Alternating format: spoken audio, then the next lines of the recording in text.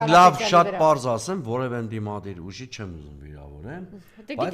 Բայց պարզա, որ իշխանությունն ու այս երեք ուժերի հարաբերակցությունը դա որոշել ընտրության ելքը ու իշխանության հարցահայացումը շատ ակնհայտ է, չէ՞։ Բոլոր կուսակցությունների նկատմամբ հարգանքով հանդերձ մյուս կուսակցությունները, եթե նույնիսկ անցողիկությունը հաղթարելու շանս ունեն, իշխանության ձևավորման պայքարին մասնակցելու շանս չունեն։ Դրա համար ասենք մեծ հաշվով ինքը թիրախավորել է այս երեքին։ Եվ ինքի այդ Գյումրու մոդել, որ ասում են, այդքան Գյումրիի մոդել, հենց նրանց սարսափում են դրանից։ Իրանք ամեն ինչ անում են, որ այս երեքից մեկին չեզոքացնեն։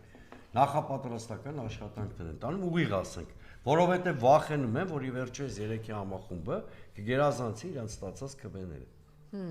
Հետո քանի տրարշավը թափ է հավաքում, մի հատ շատ հետաքրքիր բան է բացահայտվում, որ այս մարդը